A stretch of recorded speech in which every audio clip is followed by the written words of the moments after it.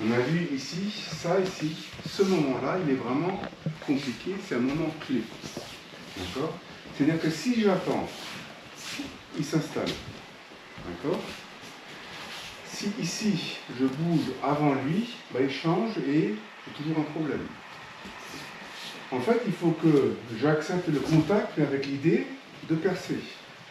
J'accepte le contact avec l'idée de rentrer sur lui. D'accord? Et si maintenant, juste dans la tête, j'essaye de rentrer, là, lui, en fait, il va s'adapter à la frappe qu'il perçoit. Et moi, ici, je vais juste bouger ce qu'il faut pour donc, rendre sa saisie beaucoup moins performante que ce qu'il avait prévu. D'accord? Et là-dessus, après, je peux bouger. Mais l'idée, c'est vraiment avant ici. Là, je frappe. Et vous avez vu que, même si moi, ma main, elle ne fait pas de mouvement, d'accord, au moment où je frappe, lui, il change. Mais je frappe que dans ma tête. C'est juste une question de jeu d'intention. Hein? Pourquoi? Parce qu'il sait que s'il ne fait rien, je vais réellement frapper. D'accord? Et dès qu'il sent les prémices de ma frappe, il bouge. Ok? Donc on va un petit peu. Kokyunage. Donc, Kokyunage veut dire que je travaille avec le rythme. Donc il faut que je trouve son rythme. Donc si ici j'essaie d'imposer mon rythme, il ne tombera pas. Si par contre ici, je travaille avec son rythme, avec son rythme, là je peux l'emmener. Pareil, si ici, avec mes bras, je me rends raide et je lui donne un appui, il ne se passera pas grand chose. Si par contre ici, je me relâche et mon bras est souple, d'accord, il ne peut pas s'appuyer dessus. Il sent que le bras part, il ne peut pas s'appuyer dessus. Ok? Donc, Kokyunage. Ça marche quand ici on arrête parfaitement dans le temps. Mais en règle générale, souvent ce qui se passe, c'est que au moment où je passe, en fait, je le laisse se restabiliser. Et donc dans ces cas-là, en fait, soit que moi j'ai fait une erreur, soit que lui a bien réagi, d'accord, je vais en profiter juste du mouvement qui va vers l'avant. Donc on a toujours ici notre mouvement vers l'avant, d'accord, avec notre tenkan. Et là, en fait, une fois qu'il revient devant moi, je passe juste de côté et je fais mon ikkyo. Ok? Donc, on avait bien vu ici, j'arme mon sabre, je coupe. Et là, on voit bien que le ikkyo, quand j'ai cette idée en tête, se réalise tout seul. Hein? Vous imaginez, vous voyez bien le sens de la coupe. Hein? Donc, ici, comme le sabre, je ne vais pas le lever à force de bras, je reste ici souple, j'arme et je coupe. Ça marche?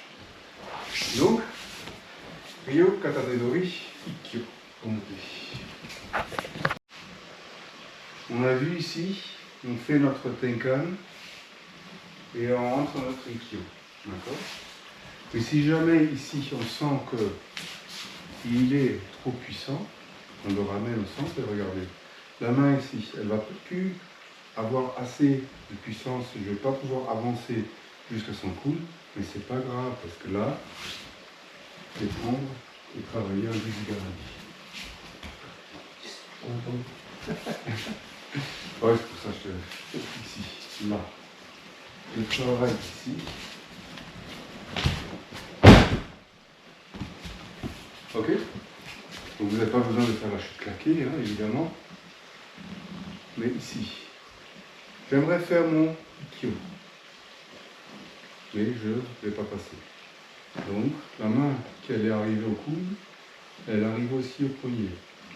Et j'utilise ici le levier de mon bras, où je mets tout mon poids dessus, plus ma main, pour lui croiser les bras. D'accord? Et pour ceux qui veulent faire la chute, je garde la main que je viens de choper et je lui lâche la première main. Et là-dessus, il peut faire sa chute technique. Ok? Donc, je vais un peu plus vite. Donc ici. Ok? Donc vraiment ici, là. Ça marche? Allez, c'est parti. Première chose à faire, on neutralise l'attaque. D'accord? Sur cette attaque neutralisée, on va faire un tenkan. D'accord? Qui marche ou qui ne marche pas. D'accord? Et une fois qu'on a fait notre tenkan, ben, on va revenir sur lui. D'accord? Et là, on a vu qu'on peut, par exemple, passer en dessous. Là, maintenant, en fait, on va continuer notre rotation. On avait bien vu que ce mouvement que j'initie avec mon coude, là, je le continue avec ma main. D'accord? Et donc là, ça, on va continuer ce travail et on va travailler ici, l'ouverture complète. D'accord?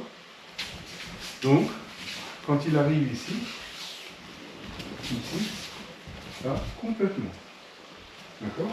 Donc pas juste avec l'idée de travailler en quasi statique ici sur le coude, d'accord? Mais de travailler vraiment ici l'ouverture complète.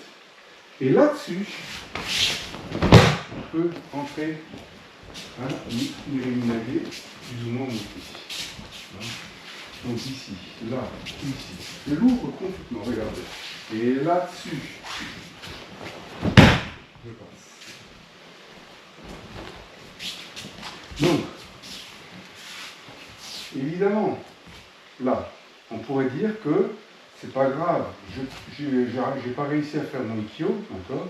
Je passe par en dessous pour faire un Iriminage. C'est possible. Mais n'empêche qu'une fois que je suis arrivé ici, une fois que je suis arrivé ici, que je suis arrivé là, regardez, là il y a un athémie qui se profile, d'accord? Je passe ici, regardez, il est coincé, et là je peux passer. L'important étant que, à tout moment,